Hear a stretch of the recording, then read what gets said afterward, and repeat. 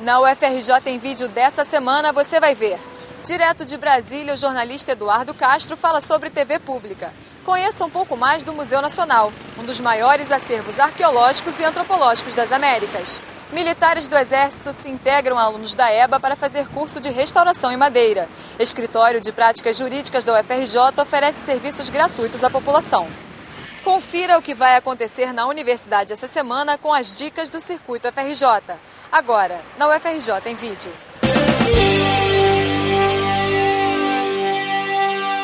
A elaboração e implantação da TV pública no país é apontada como uma das prioridades do segundo mandato do governo Lula. E foi sobre este assunto que conversamos em Brasília com o jornalista Eduardo Castro, da Secretaria Executiva de Implantação da TV Pública. A TV pública que está sendo proposta nesse momento, que tem o seu processo liderado pelo governo, é uma TV em que que leve para os brasileiros os diferentes Brasis que nós temos. A programação não seja sujeita às pressões de audiência e de patrocinadores. Seja uma televisão que seja voltada para o cidadão e feita para mostrar ao cidadão. Público não é estatal. Estatal nós temos hoje. Estatal hoje em dia o governo controla uma empresa pública que é a Radiobras, controla uma organização social, uma OS que é a SERP, que congrega as emissoras da Fundação Roquete Pinto. Esse arcabouço estatal, digamos assim, essa parte controlada pelo governo que faz rádio e televisão, vai servir de base para a TV pública a partir das alterações que vão acontecer, inclusive de legislação, para que se tenha um efetivo controle da sociedade, uma efetiva participação da sociedade na programação e na elaboração do futuro dessa TV pública. Vai gerar programação com esse conceito público de televisão, coisa que hoje em dia as emissoras até tentam, mas elas não conseguem ter a liberdade de não serem controladas pelos seus respectivos estados ou então pela União. Todo o campo público de televisão, que engloba desde televisão legislativa, televisão educativa, TV universitária e também televisão comunitária, fazem parte da articulação que está sendo feita para que a TV seja, para que essa rede de rádio e televisão, esse sistema, seja o mais público possível. Todas as formas de financiamento que são utilizadas pelas emissoras públicas que existem hoje estão colocadas na mesa, menos a criação de impostos. Por exemplo, a TV da Inglaterra você tem uma taxa para financiar a BBC. Em Portugal você tem uma cobrança que é feita na energia elétrica. Na Alemanha você tem uma cobrança que é via correios. O entendimento que a gente tem aqui é que não dá para criar uma taxa. Afora essa criação de mais impostos, a gente está procurando de todas as maneiras, quais sejam, o orçamento federal, mais captação de leis de incentivo, fundos que já existam, possibilidade de criação de novos fundos, até doação, que é um fato que existe nos Estados Unidos, por exemplo. A PBS dos Estados Unidos, ela coleta dinheiro entre as pessoas que assistem à televisão. Na TV pública a gente tem a vontade e a determinação de fazer uma emissora que seja efetivamente assistida. É mais uma possibilidade de televisão, o que não quer dizer que vai se dobrar aos ditames da audiência. Vamos fazer porque dá audiência. Não. Nós vamos fazer porque é importante, nós vamos fazer porque é necessário, nós vamos fazer porque a emissora comercial não faz. Então a gente vai ter condição de fazer reportagens mais longas. É isso que as emissoras públicas costumam fazer também. Mais aprofundadas, mais debatidas, mais explicadas. Uma sociedade em que, estatisticamente, se informa majoritariamente, em 65% da sua população usa a TV como meio de informação, e muitas vezes é o único meio de informação, é fundamental que você tenha contempladas as formas mais variadas possíveis de disseminação da informação.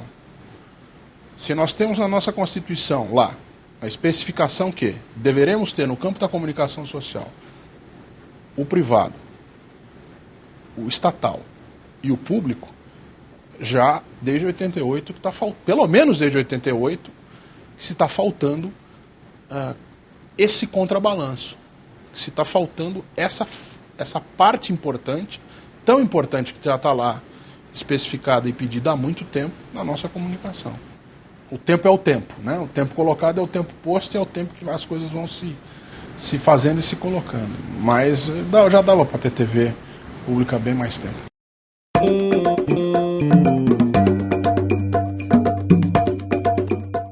Hoje nós vamos conhecer um pouco mais de um dos maiores acervos arqueológicos e antropológicos das Américas. O Museu Nacional, criado por Dom João VI, guarda grande parte da memória de nosso país. Bom, o Museu Nacional foi criado como Museu Real em 1818 por Dom João VI, uma consequência da vinda da corte portuguesa para o Brasil. Então, a partir da criação do Museu Real, então, Dom João VI fez uma doação de algumas peças de acervo, como quadros, moedas antigas, algumas peças greco-romanas. Teresa Baumann nos levou para conhecer algumas das coleções expostas no museu, como a Sala do Egito, que foi construída a partir de doações feitas por Dom Pedro I. Foi uma sala que nós renovamos mais recentemente, graças a um pequeno aporte financeiro da Petrobras. E essa coleção foi uma coleção formada a partir de uma compra feita por Dom Pedro I, entre 1824 e 1825, às instâncias de José Bonifácio, da princesa Leopoldina.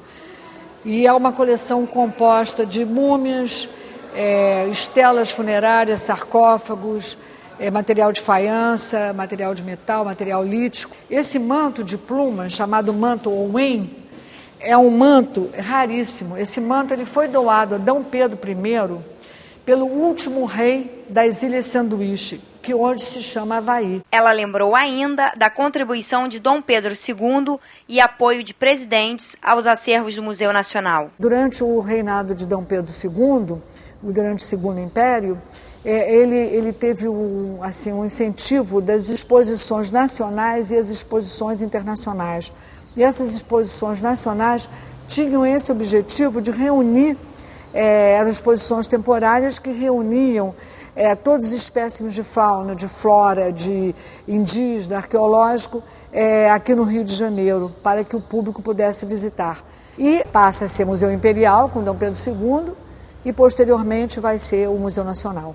E principalmente Dom Pedro II, que era um homem muito erudito, culto, e também foi um grande incentivador do Museu Nacional. Com a saída de Dom Pedro II, que foi exilado, como todos sabem, o museu veio a ser instalado aqui, mas antes disso foi realizada aqui, no prédio, a primeira Constituinte da República, que teve um espaço, inclusive, adaptado especialmente para esse fim, que é o pátio interno, que teve uma cúpula construída para que acontecesse essa primeira Constituinte. E, posteriormente, então, todo o acervo do Campo de Santana veio para esse prédio, trazido em vagonetes, num trilho de trem que foi instalado de lá até aqui para trazer esse acervo para cá. Em 1946, o museu passou a fazer parte da então Universidade do Brasil, hoje o UFRJ. O museu passando para a Universidade do Brasil, ele, por um lado, ele contempla uma vocação do museu, que era essa vocação de transmitir o conhecimento científico. Mas, inicialmente, eu acho que essa mudança não trouxe assim, muita diferença para o museu, porque ele continuou, como aqui era a capital da República, o Rio de Janeiro continuava, e o Museu Nacional continuaram a ser esse foco, né, em que o presidente e pessoas gradas da República frequentavam e compareciam às suas inaugurações. A gente tem, durante a Primeira República, depois durante a Segunda, Washington Luiz, depois Juscelino, no caso, inaugurando as exposições, Getúlio, Vargas, inaugurando as exposições. O que mudou principalmente foi que quando passou para ser a Universidade Federal do Rio de Janeiro, a capital também mudou, né?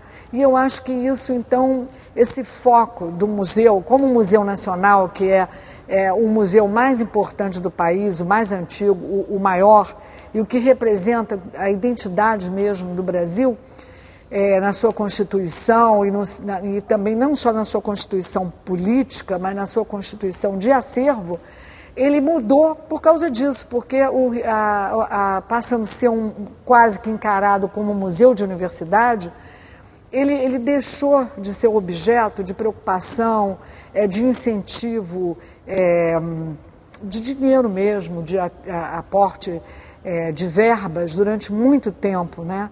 A museóloga falou também da retomada de investimentos e inovações feitas no museu a partir do final dos anos 90. A intenção atual, né, do projeto que tem para o museu, que foi feito também nesses últimos anos, foi levado a cabo por um escritório técnico, é de que o prédio do museu, propriamente dito, ele fosse liberado dos cursos de pós-graduação e fosse apenas funcionasse como museu. Quer dizer, os 3 andares, esses 12 mil metros quadrados, mais ou menos, fossem apenas utilizados para o museu, as suas exposições, laboratórios, sala de projeção, restaurante, loja, e os acervos com seus departamentos fossem levados para prédios aqui nos arredores da Quinta da Boa Vista. Então, por favor, venham ao Museu Nacional e olhem com muito carinho e apreciem o que está estragado, mas que foi a obra do tempo, mas que também, por outro lado, é a nossa memória.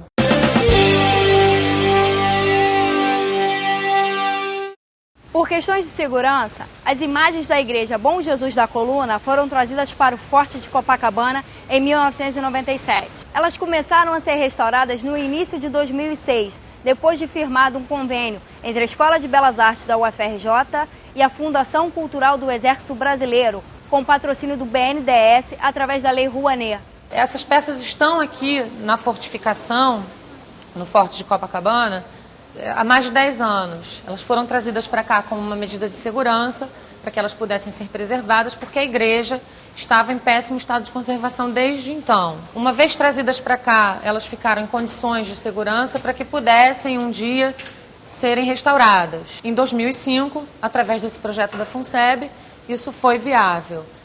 O Exército cedeu o espaço para o funcionamento do curso, que é o local onde as peças estavam, e onde existe um laboratório muitíssimo bem montado e adequado ao trabalho como esse. A UFRJ entrou no projeto ministrando esse curso para a formação de auxiliares de restauração em madeira. Em contrapartida, o curso recebeu uma mão de obra de alunos militares para serem treinados também e para trabalharem na execução da restauração, assim como o sargento Edivandro. A Paula, como ela disse também, ela me descobriu de certa forma, né? Na minha aí ela descobriu e me deu oportunidade maravilhosa de poder fazer esse trabalho aí que é muito interessante, é realmente um desafio novo, porque eu já entalhei, fiz várias coisas, mas eu nunca tinha entrado num mundo que parece um mundo simples, mas não é, um mundo desse tipo de entalhe, que é o entalhe para peças, né, de igrejas e tudo mais, que tem todo um movimento, o barroco tem toda uma leitura que você tem que perceber, tem que captar todo esse movimento, essa movimentação do barroco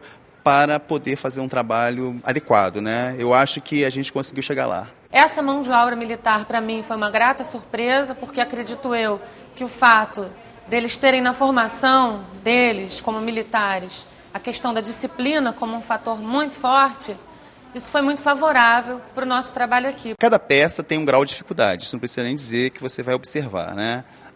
O que talvez me tenha me dado mais trabalho realmente tenha sido a asa. Essa peça aí demorou, eu acho que quase um mês para me fazer o próximo disso. Os alunos civis também tiveram um rendimento excelente. Esse curso durou 1 ano. As disciplinas do curso eram História da Arte, Desenho Artístico, Desenho Geométrico, noções de patrimônio, noções patrimoniais. Esses alunos que estão trabalhando aqui, eles ficam comigo numa carga horária de 12 horas semanais, cumprindo uma bolsa, e os outros têm aula comigo, que são 30 alunos, uma vez por semana, 2 horas de aula. Então, essa restauração, nesse caso, possibilitou um resgate de uma leitura estética importantíssima de um momento da história da arte no Brasil, que é o momento barroco. E essas peças são um excelente retrato do que é a imaginária barroca brasileira.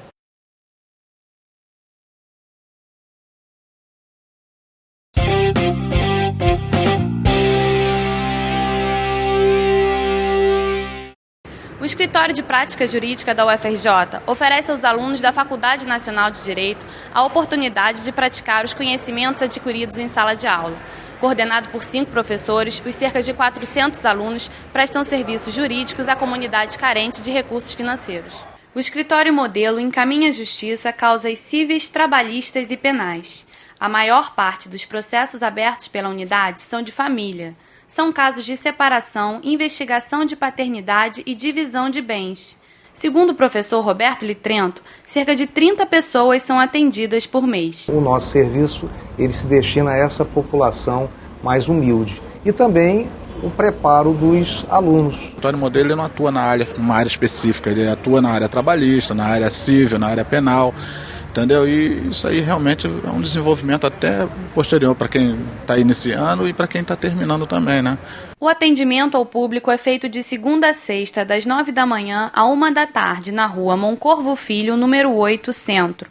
Em junho, uma nova unidade será inaugurada no campus do Fundão, para atender a comunidade da Maré, e irá funcionar no mesmo horário do escritório modelo. Estamos participando de um programa chamado NIAC, da universidade, que reúne as escolas, o Instituto de Psicologia, a Escola de Serviço Social, a Faculdade de Arquitetura e Urbanismo e a Gente Direito, montando um escritório da cidadania na Ilha do Fundão para atender o bairro da Maré, mas também não só restrito a ações judiciais, ao contrário, a gente está buscando uma ação integrada dessas áreas, a gente pretende trabalhar o ensino, a pesquisa e a extensão nesse segmento de direitos humanos.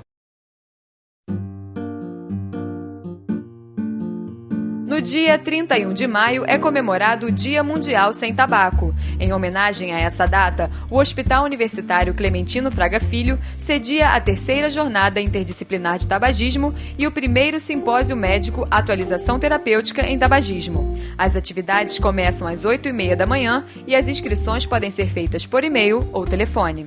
Se você gosta de arte, não pode perder o evento O que é Arte Contemporânea. O objetivo é convidar um artista para falar sobre esse tema tão difícil de definir. O último seminário da série acontece no dia 1º de junho, às 13 horas, no Salão Moniz de Aragão, com a artista Tatiana Greenberg.